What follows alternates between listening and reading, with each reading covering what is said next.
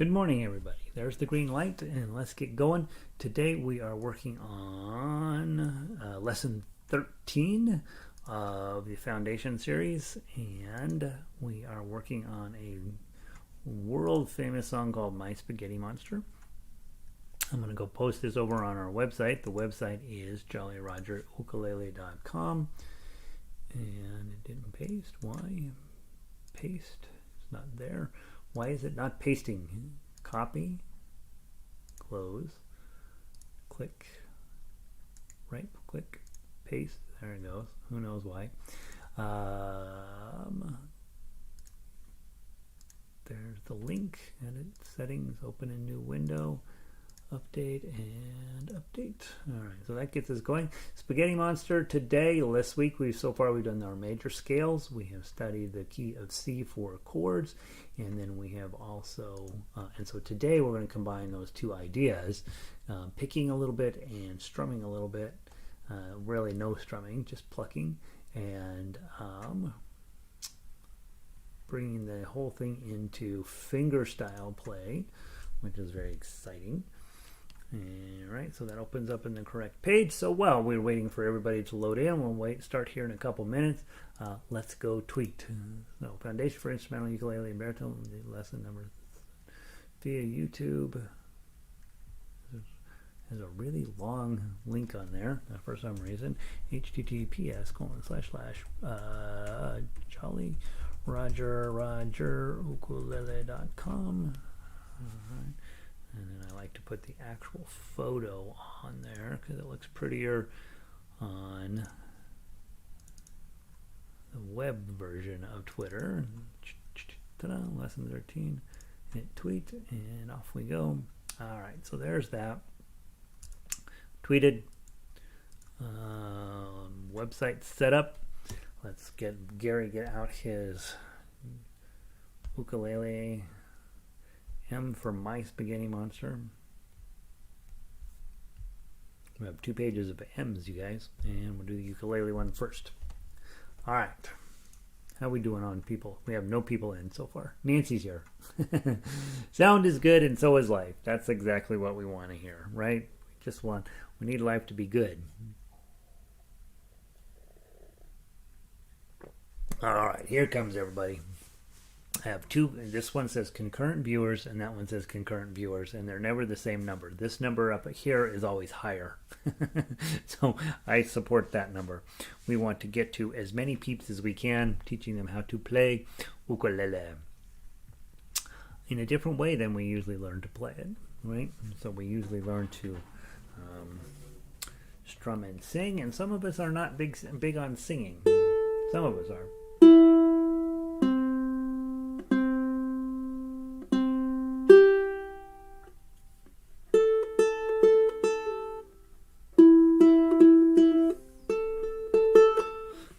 Ready to go. Let's play some music. Jan made it in. Tuning up, ready for some spaghetti.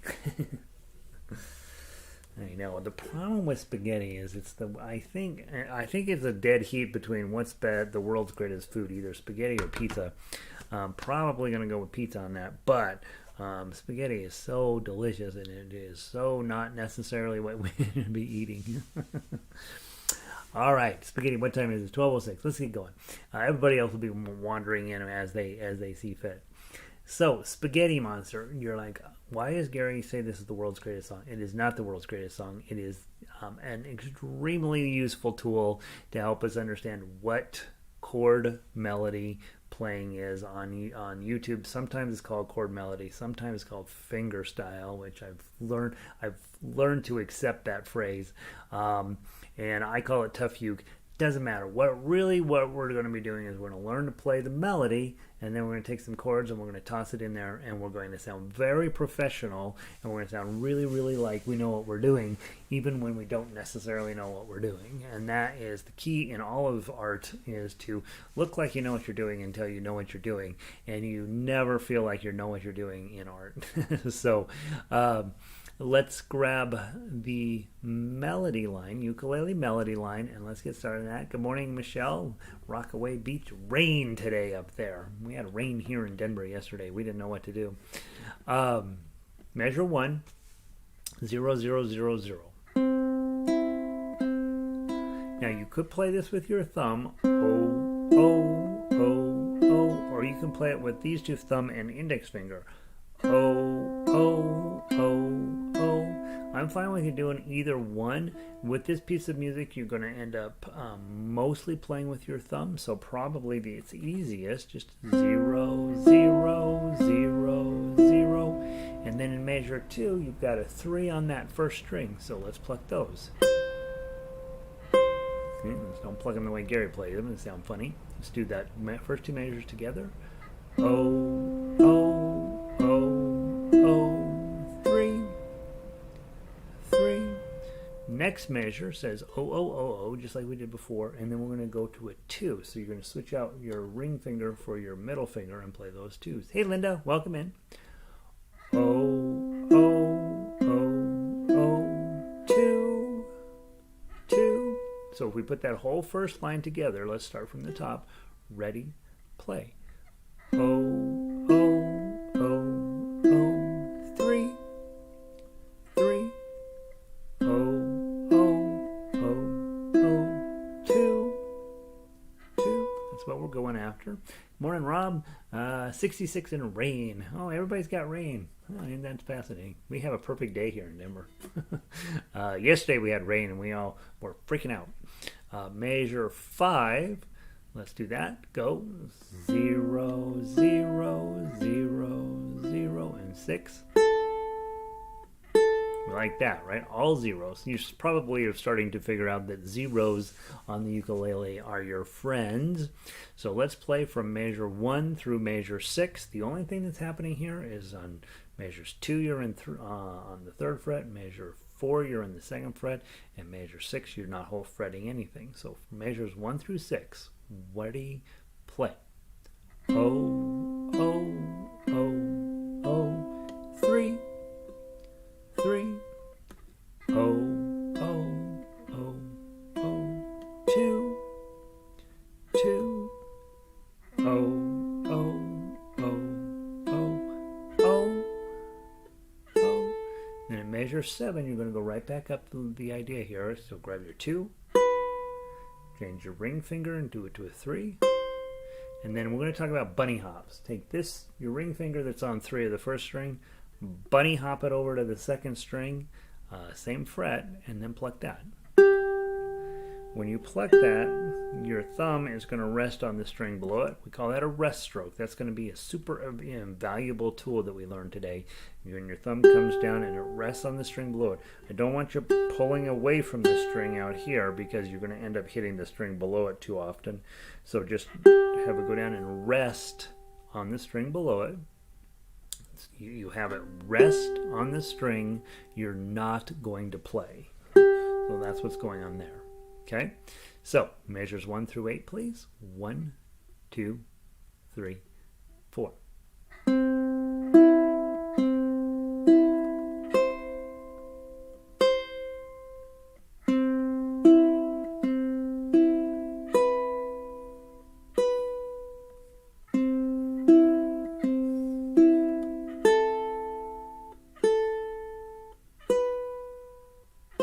Rest stroke. Okay, that's what we were after.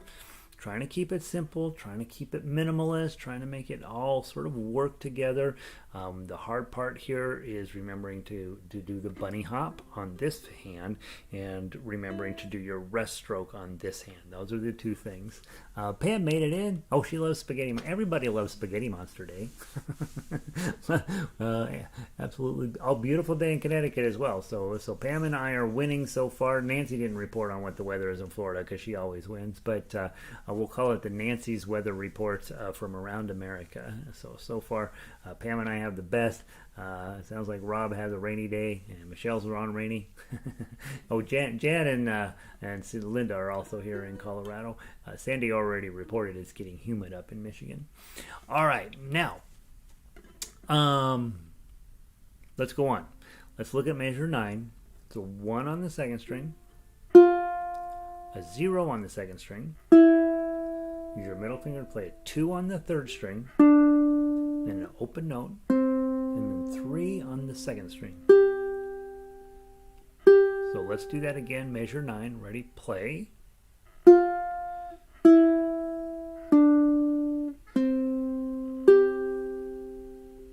play it one more time from 9. Go.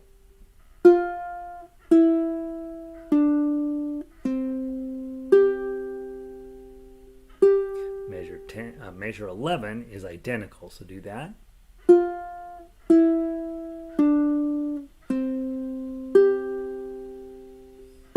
then measure 13 is almost identical. Play the 1, play the 0, play the 2. Slight change here. You're going to play a 3 on the second string, and then a 3 on the first string. Okay? Now, years ago, I wrote this song for a completely different purpose, and then when I started teaching, I was like, hey, this song has a decent melody, and it has a lot of zeros in it, and it turns out that when we end up putting everything together, it sounds very sophisticated, and we'll talk about why it sounds sophisticated.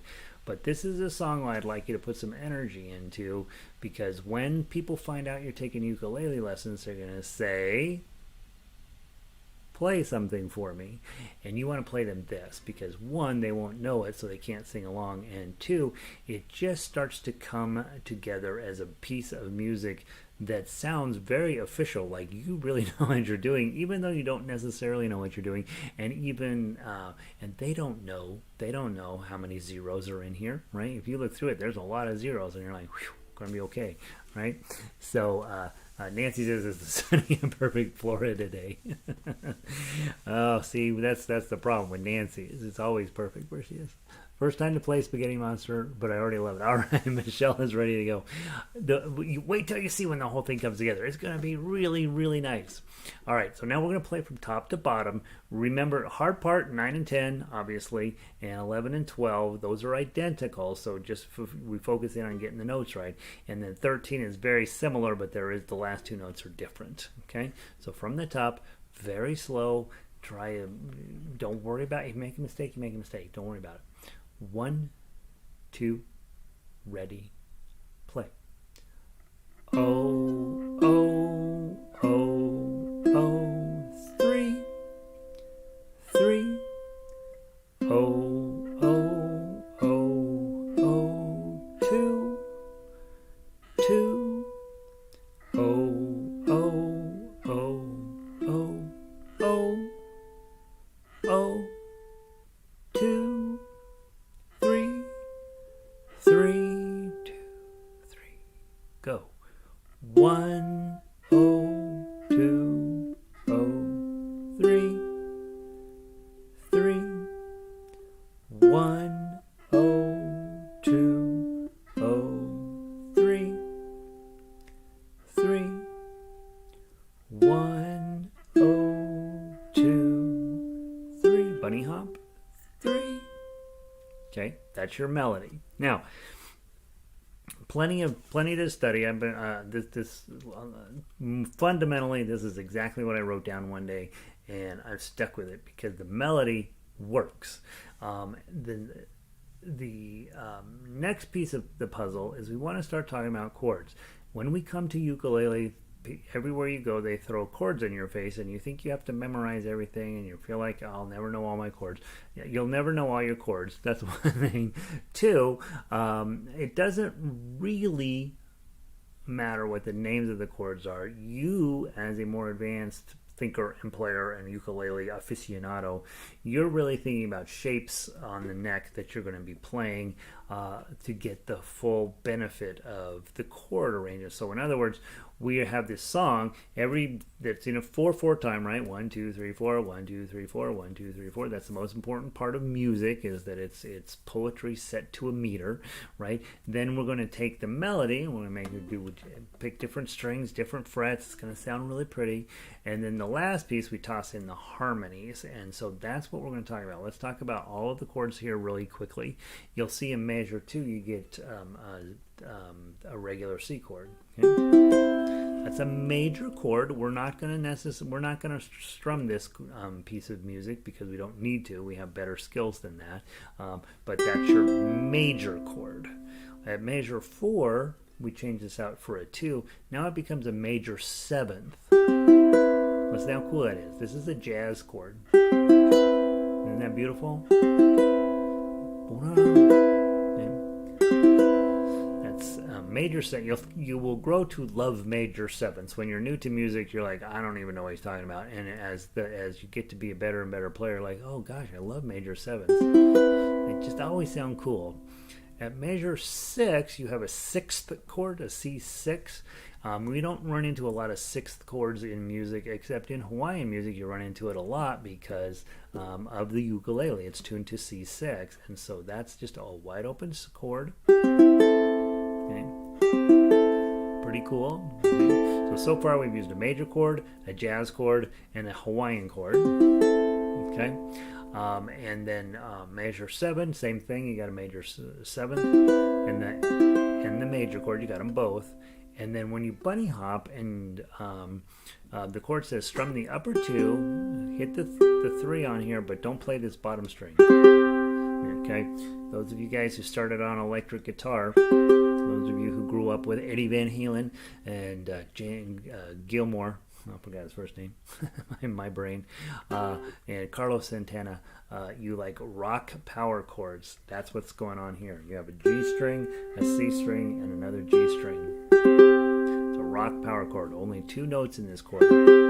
But if you were hooked to an amplifier, your amplifier would be like, ah, sweet, I only have 2 tones. I don't have to do all this calculation. Things are going to be powerful and legit. Very growly. That's what's going on there, is that rock power chord. So you've got 4 main chords in here. Major chord, jazz chord, Hawaiian chord, rock and roll chord. That's why when we put it all together, it's going to sound pretty sophisticated just because of the nature of the chords that are hanging around inside of this song.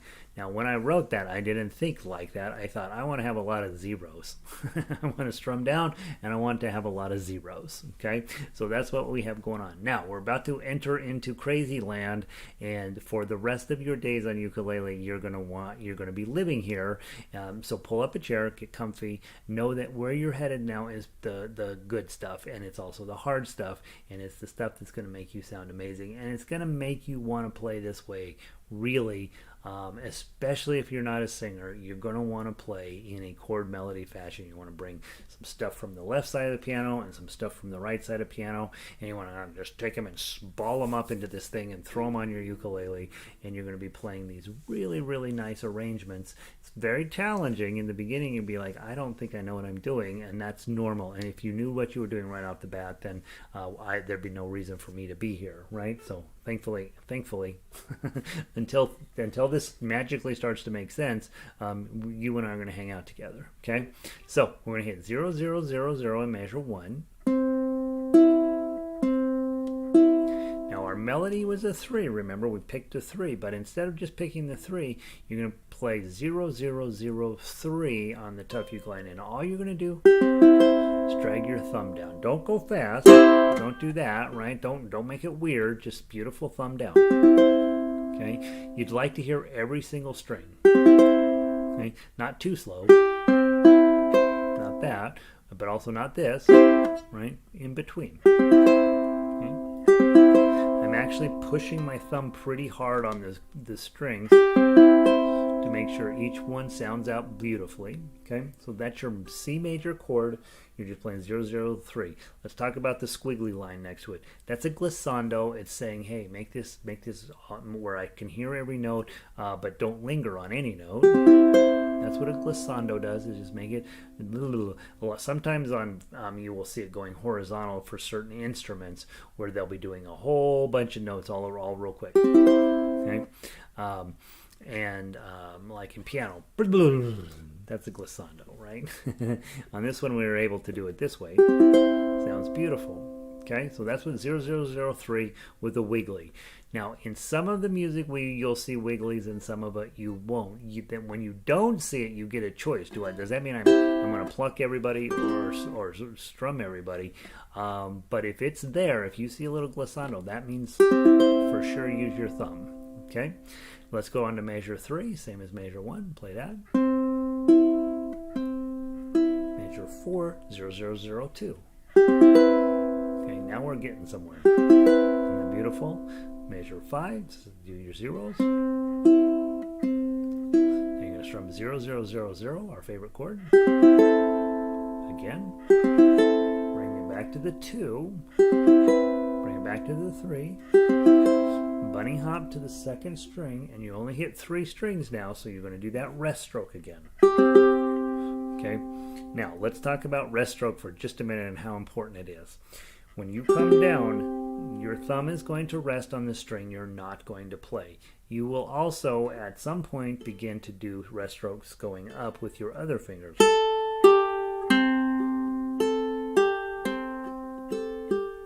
Those are rest strokes coming up. The reason we use rest strokes a lot is that way there's no possible way this string is going to accidentally go off, because your thumb's hanging out on it, okay?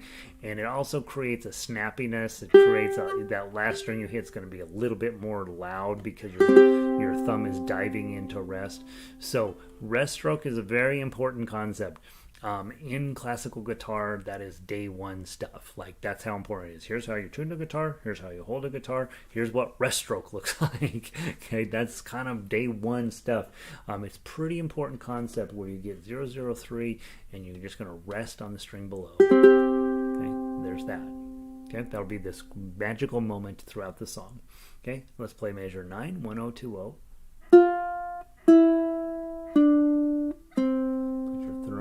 Ring finger on that second string and do 2 rest strokes. Okay, and then let's do the same thing in measure 11 and 12. 0, 0, 3. And then measure 13, remember, is a little bit different. So 13 is 1, 0, 2. Now grab your 3. It's just all by itself. Okay, and then bunny hop your ring finger on your left hand over onto the bottom string, 0, 0, 0, 3, nice glissando. We finish on a major chord. So we start on a major chord, we end on a major chord, very typical in music.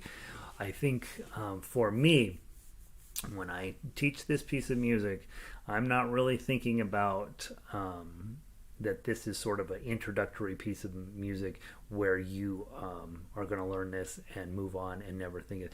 This piece of music is the foundation for every single thing else I do.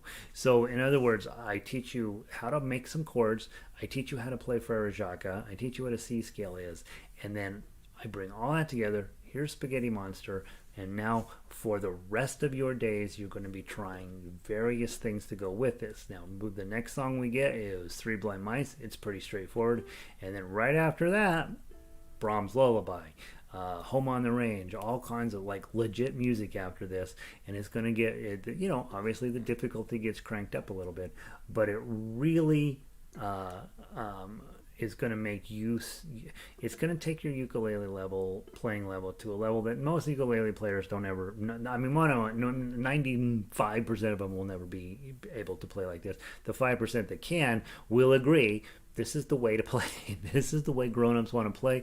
This is the way that's going to make you sound the best. It doesn't mean you don't play those other ways. When you go to the local strum along, somewhere over the rainbow, right? You just do that and it's super fun. But the small percentage of players that want to take this instrument and turn it into an instrumental thing that's fun to study, and every single day there's another challenge, that this is how we play.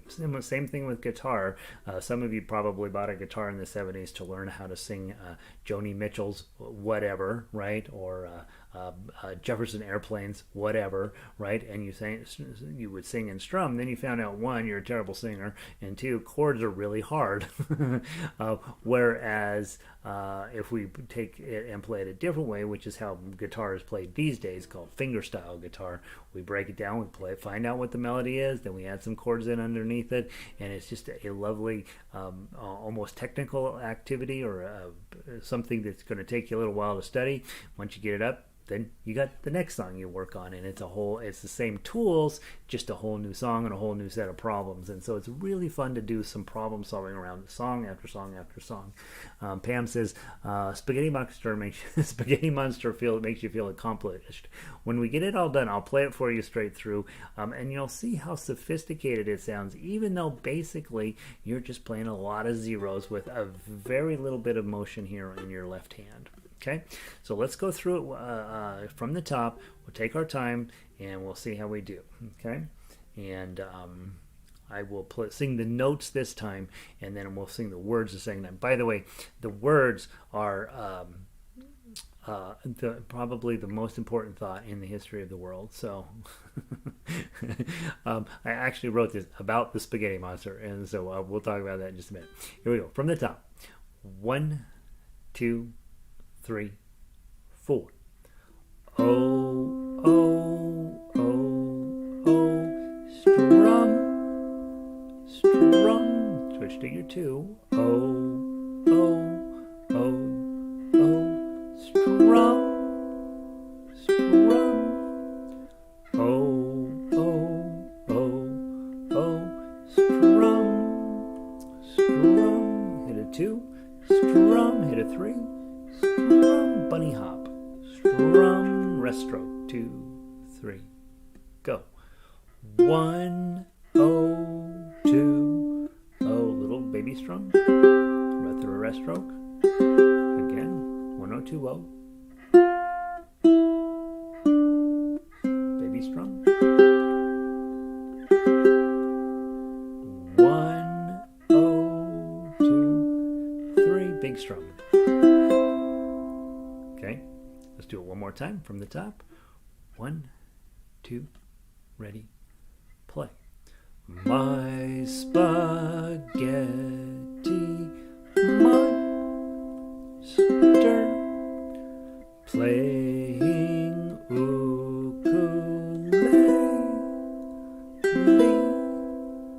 flying through the rain, goes with my heart.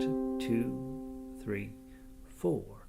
Tasty marinara, yummy parmesan, we're pastafarians. So silly. So there we go. You sound really fancy, right? And you could sing with that if you wanted to. Most of the time when you're playing either melody or tough uke, you usually don't sing because it's very challenging. Usually if you're going to sing, you just use the chords. And what you notice on this piece of music is you don't have chords on every single measure. So if you were to sing it, would be my spaghetti monster playing ukulele, flying through the rainbow with my heart. I'd probably do something like that. I don't know what I'd do. But it's not really meant as a strummer, right? It's meant to get you thinking instrumentally and combining melody and chords in the same piece. Now you guys are new to ukulele, so you have to know this is high level tough stuff. And some of you are new to music, so you're like, I am really overwhelmed, and that's perfectly normal, so don't feel like you're some weirdo. It's really challenging what's going on here.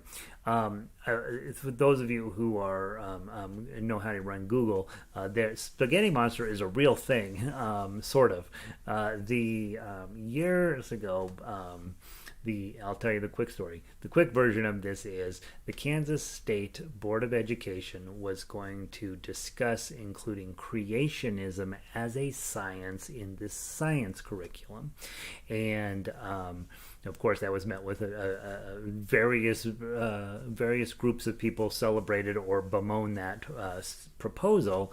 And this kid, Bobby, I'm not going to remember his last name, Henderson, I think, sent in as sort of as a joke. He had scribbled on a napkin spaghetti monster flying over some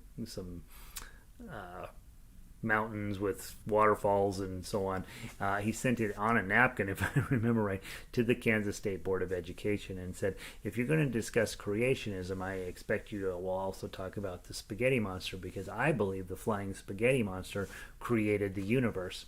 And so because it's a public meeting, they had to Xerox that and include it in the notes. And somehow, it got out in the media and everybody's like, oh, ha, ha, very funny. Well, Henderson or Hendrickson, whatever his last name is, took it kind of to the next level and thought, I wonder what it would take to create a whole new religion based on the spaghetti monster. So he actually ended up getting the Church of the Flying Spaghetti Monster founded as an actual religion.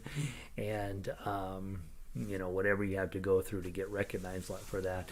And their religious garb is to wear a spaghetti colander on your head. And so because he actually got it founded as a religion, and if you want to get your driver's license photo taken with a spaghetti colander on your head, they have to let you because it's your religious garb. And so there's a website you can go to and everybody has their driver's license photo posted there, or they used to. I haven't been there a long time, but they used to post your driver's license with you wearing a spaghetti colander on your head. And it got to be such a thing. The country of Denmark has since banned it. Like they officially passed an act where no, we're not doing that. We're not letting you wear a spaghetti colander on your head. So, so it is kind of a cute little thing to Google about. Oh my gosh, this guy took this and turned it into a religion, and people, they go around and do all sorts of spaghetti monster stuff as a spoof on religion. But so that's sort of the backstory. That's and how I ended up writing a song about it is what you do, right? When you're writing songs, you're like, I don't know, I need a topic for today's song. Oh, how about the spaghetti monster? And I wrote this, and not intending to teach it. What the teaching tool here is you're going to play some melody, and then you're going to toss in a chord, and you're going to play some melody, and you're going to toss in a chord. Now tomorrow, when we grab Three Blind Mice, when you bought a ukulele, your first thought was, boy, I hope I get to play Three Blind Mice. That's not it. Tomorrow we're going to be doing only one chord, all C chord, but we're going to be really strategic about which strings we hit and getting comfortable with this down strum to create chord and melody together. And so just know you've just gotten into this crazy land. I mentioned it earlier, right? This is this crazy land where we're going to be taking some melody, taking some chords, and putting it together, and you're going to be really rewarded with your effort here. And I will say effort because this is not something that's just magically going to come to you. Just like learning the G chord or learning the F chord on baritone, this does take some energy, and the difference between you being successful and less so will be how your willingness to show up, I guess. So I see silly stuff coming on over here. Rob's down with the spaghetti monster. Okay. Jan says the backstory is fascinating. Colander, yeah, it is a fascinating backstory. Even if you are religious, right? Hopefully you have a sense of humor about it. I think. When they begin to discuss the crossover between science and religion, in my mind, it's pretty easy to live in a world that has both. But some people get all bugged by it, and so he was sort of being a spoofy, silly thing here. But it's just one of those things that's kind of fun to think about a little bit. Snuck out of the Zoom class to say hi, run back out, right? I memorized Spaghetti Monster. All right, she memorized Spaghetti Monster. So, Rob says, I believe Gary. All hail Gary. Yeah, don't you just believe in Gary. That'll be the fastest thing to do. Mostly you can believe in what I tell you. I mostly, not everything. Some things apparently I'm quite wrong on a number of things, as most of us husbands know. Mary points out an important thought. You could memorize this tune, and then whenever somebody asks you to play something on the ukulele, you would play this, and you would sound amazing. Now, they're never ever going to ask. I've been playing ukulele almost 20 years. Nobody ever asks for a second song. They want to hear one, right? They want to hear what you can do, but after that, they're done. Even your mom's not going to let you play more than two, right? So you want to have a song memorized, and this is a really great first one. After this, then you can start being more strategic about what to memorize and all that. But you really could sit down and learn how to play this one. And I'm going to switch over to baritone because I think at least one of you might still be here with baritone. I'm going to switch over, and I don't want you to play along with me. I just want you to listen. Okay, I'm going to play the exact same tablature on baritone. The only difference is instead of in C, you're now in G. And if somebody says, "Hey, Gary, play something for me on a ukulele," well, when I was new, I couldn't play anything. You know, I was terrible at everything. But I wanted to pretend I wanted them to think I was getting something out of it. And so you take this. I'm going to play exactly the same tablature as you guys are playing. And you'll see how pretty this sounds. 1, 2, 3, 4.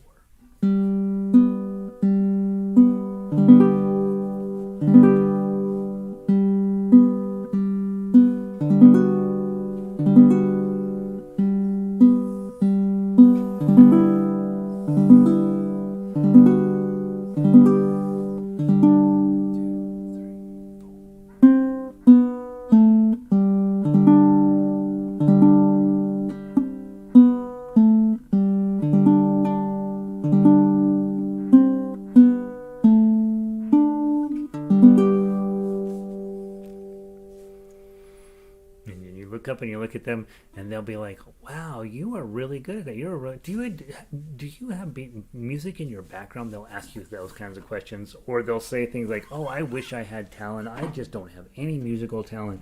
And suddenly you, who know you probably don't have any, right? Music, by the way, we should do, you'll hear that from some people. "Oh, I don't have any musical talent," or "I don't know anything about music." That's not a thing, by the way.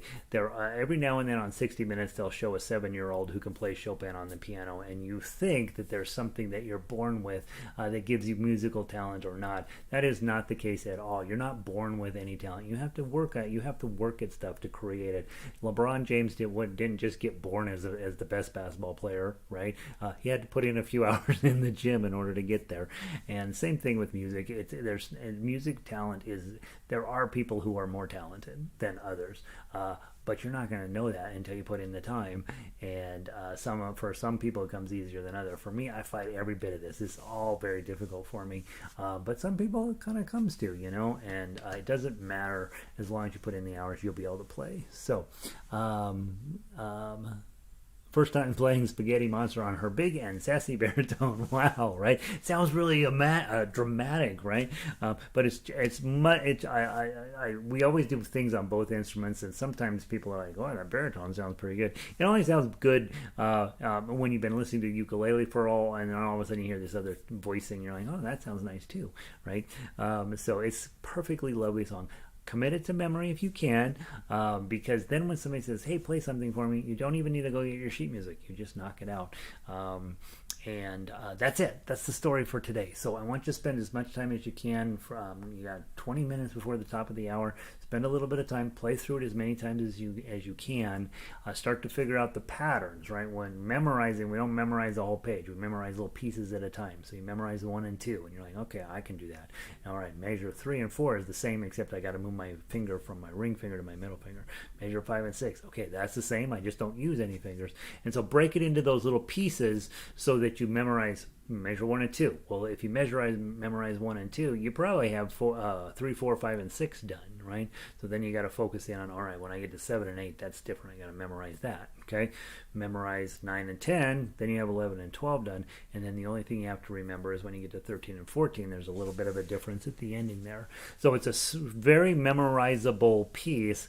Having said that, I struggle with memorizing as much as anybody, and so I know that level that I'm asking you for, but you do want to have one song where you don't need to look at the sheet music, and it would be my suggestion to get you started.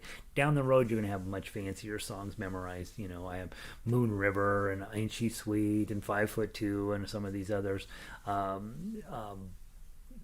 And you don't need a ton of music you're going to memorize at all. You don't. A couple of songs, really. And so this would be one of those just to get you off and running and get you sort of practicing that business of breaking it into pieces, memorizing that one section, watching your hands, letting the paper go away, and there we go. So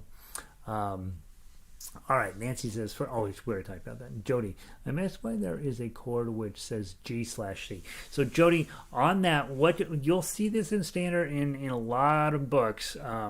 And this is one of the rare cases where I took time to go ahead and do that, fill it out for you.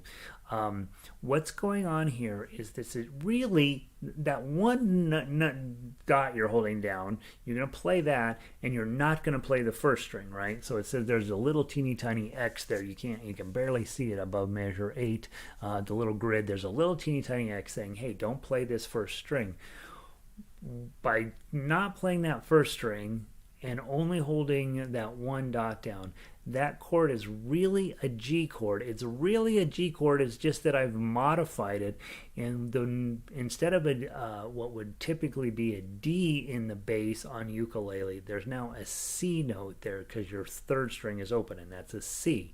So that /C means what's going on in the bass. Now, normally when I'll tell you guys, as we get into more complicated pieces of music, I'll tell you if it says /C, you just ignore that and you just play a G chord there. Because we don't really have bass on our instruments. But in this case, I wanted to be overly accurate. What's really going on there is the first, as you're strumming down, the first string you're hitting is a G note, the second note is a C note, and the third note you hit is a G note. So there's only G's and C's. And that turns it into a power chord on... if you were plugged in and going in an amplifier, we like power chords because they only have 2 notes, and those notes get along real well. So when you're sending a power chord into an amplifier and it's only got G's and C's, they're going to vibrate so nice together. You're going to get this really solid, full sounding moment in that amplifier.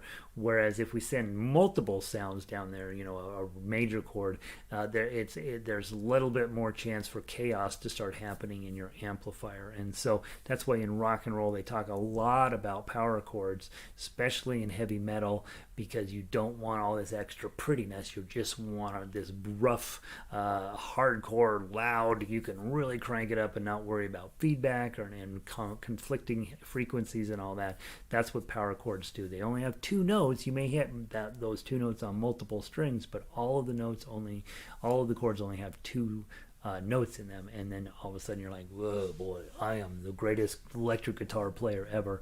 And we teach little boys how to do that so they can play loud and fast. So that's what's going on there. It's just a power chord, rock power chord. On ukulele, it's actually a G with a C in the bass. In rock and roll, that would be a C chord with a G is really what would be going on there. So there we go. Hopefully that it was helpful, Jody. Q, does that mean if you memorize measures 1 and 2 when asked to play something, you can play only measures 2? Yes. So if you could be a smash hit, Q, break it down easy, right? If I come in and say, hey, play the first 2 measures of a song,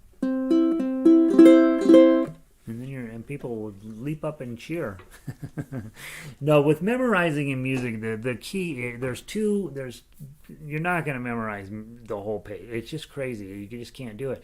There's too much information here. But with memorizing, you can memorize little sections and then compare the next section to the first section. So when I'm memorizing a piece of music, it's where are my sections? I break everything down into these little pieces and parts. Right now I'm trying to memorize a song where the whole piece is pretty playable. I don't have a ton of problem playing it, but about 4 measures are really crazy hard. Well, guess what I'm doing? I'm going to memorize those 4 measures so I can take my eyes off the paper, get through those 4 measures looking at my hand, and then when I get to the end, I'm like, okay, made it, and then I can go back to the paper. That's the purpose of memorizing in music, is there are going to be places that are real hard to play, and you're going to want to be looking over here rather than over here to get it right. You'll notice if you Google classical guitar on YouTube, they never have sheet music in front of them because they need to stare here to get all of their weirdo chords correct, and so they have to memorize it. They just don't have any other choice. So that's why we memorize. is because we have a lot of complicated stuff to do over here. Your right hand, you can usually feel what you're supposed to do, but over here you have to actually look to make sure your fingers are placed properly. So yeah, that's it. That's my thought. Oh, I was going to talk about the other, breaking music into pieces and then thinking about shapes over here will help you memorize as well. In this case, you're going to play a 3 and then a 2 and then nothing and then a 2 and a 3 to come back, right? And then sometimes you're going to bunny hop over here. You start thinking about what shapes your hand needs to be in, and those recurring things will start showing up in your study of music. So that's also helpful to memorize. Okay, that's it. That's all I know. Tomorrow, Three Blind Mice will carry on the same idea of playing chord and melody at the same time, and that will set you up for a huge success the following week. The following week, we get into real music, so some really solid and kind of hard to play stuff. I think the first 2 is Brahms' Lullaby. We'll have Yankee Doodle. We will have what else do we do next week? We start an arpeggio next week, and then we'll also have Amazing Grace. So we'll have more chords than this. This one has theoretically 4 chords, but they're all very similar. And tomorrow we'll have 1 chord, which is absolutely similar. And then next week we start adding in multiple chords, and so you're going to start doing some pretty fancy acrobatics with your left hand in order to create your chord melodies. So that's where we're headed. Hopefully you guys are feeling it. Hopefully you're thinking, you know what? I'm going to put my mind to just really getting good at my spaghetti monster, and you will have until Friday to get that done. So there we go. Yeah, it turned out to be a pretty tune accidentally, honestly, really. And those of you guys who've ever written songs, you know that you write 3 songs. One's your worst, one's your best, or one's the worst song, one's the best song, and the other one's just okay. And when you write 100 songs, 99 of them are okay. Well, about 10 of them are terrible, and about 80 of them are just okay. 4 or 5 of them are pretty good, and 2 of them are like, oh my gosh, I can't believe I did that. This is Spaghetti Monster is one of those. Oh my gosh, it absolutely works. So, guys, have a wonderful day, and I will see all of you tomorrow. Next hour, by the way, if you've got some time to come hang around, next hour is, well, shoot, I already clicked on the wrong spot. I posted the 2 pieces of music this morning, and they're both pretty easy to get along with. You've got You Are My Sunshine and Tenting Tonight. They're both really pretty melodies and not super crazy hard to play. And so it'd be, if you feel like, hey, I'm ready. You don't have to finish this class in order to start beginning on that class by any means. So there you go. If you have the time frame. Jen, I'll see you tomorrow. Thank you for being here. Vic, your lessons are full. What am I? I try. Well, right? That's what we're here to do, is learn as many different ways to play ukulele as we can. Rob, good to see you. Have a great day. You guys have a wonderful afternoon, and I will see all of you either next hour or tomorrow.